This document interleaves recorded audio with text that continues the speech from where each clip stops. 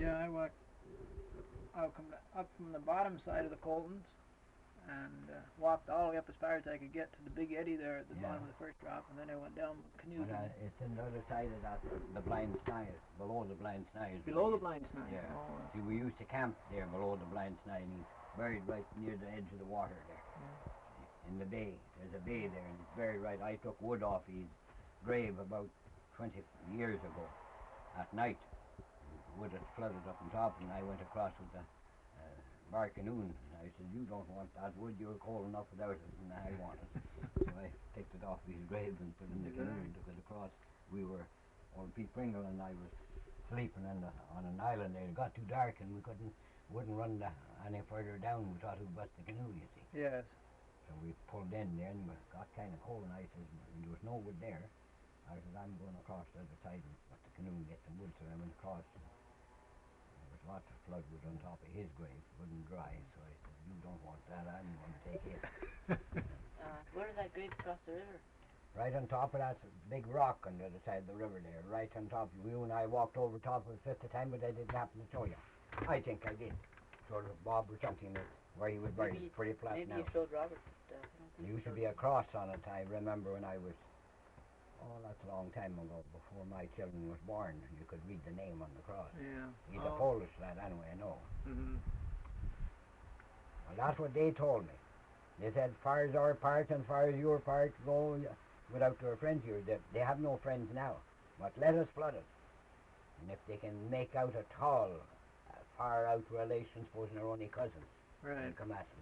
They have been at them, come at them before. Is that true? Yeah. So they're going to try and move them as many as they can find. See, they could maybe pull out a few $100, and they're good friends then. Yeah. But while they're there for the last 80 years, I'll bet you, for I'm 77 and I was only a kid when Father showed it to me. Is that the ones down here? The ones where the fence is there. Yeah, well that fence would be put up in later years, would it? Eh? That wouldn't be the old... No, that fence was put right there. I remember that fence was good all around them. That was put right there when they were buried. Is that right? Yeah, the old... Yeah, and every one of them had a stone, a head and foot, and I don't know who the heck would take them stones. Gosh, yes. And it was all the same R, the last initial. Yeah.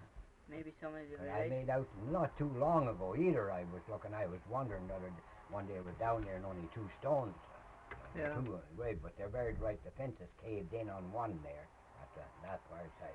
There's a wee little stone too there. Eh? There's 3 of them, wee little ones. Yeah, one looks to be a footstone there. Yeah, the footstone and the headstone. Yeah. Upper one there, that tall one is the headstone, and the other one the foot. And they had them all, and the initials on every one.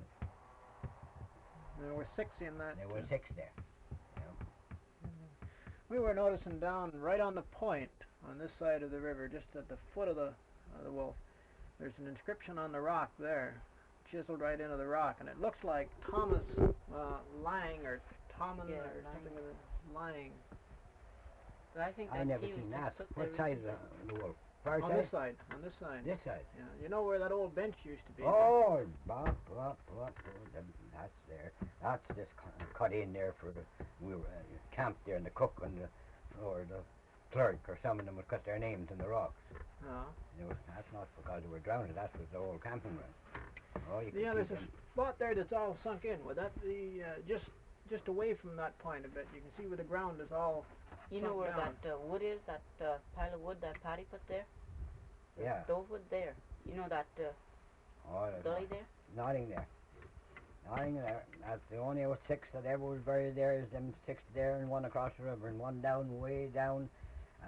And that little field used to be down there. You know, that little field, they have it all cleared now. Way down there, there's 1. There's supposed to be a canoe buried. What a bunch in the canoe. Canoe and all is buried. Oh. And that's a long cave down in the ground there. I wouldn't wonder, but that's it. They don't know exactly where it was. The whole bunch got drowned and they buried them right in the canoe. Put them right in, and the canoe and all went down, and there's some very long cave in the ground. It's caved in. Yes. And it's very long, way too long for a grave. But I know there's a grave there. That's where them flowers would grow. And this is where the flowers grow that they plowed over? Oh, plowed over 50 times and pastured for years and years, and they grow just the same. They keep coming right back. Yeah. And they move them up away from there and try to grow them and they die. I pulled them and they say you shouldn't do it, but I pulled one day and I planted it up here at Paddy's place and died right out. Yeah, a little brown flower and I'll take you down and show you it if you want to go down. Yeah, I would like to go down. Let's wait though, and it's getting close to 12, and I better go home. My wife will be worrying where I am. I'll come back this afternoon if you're going to be around. I'd love to. I'll be around if nobody happens to call on me. Yeah, I'd love to go down and see them and I'll go take down a picture of it. Sure.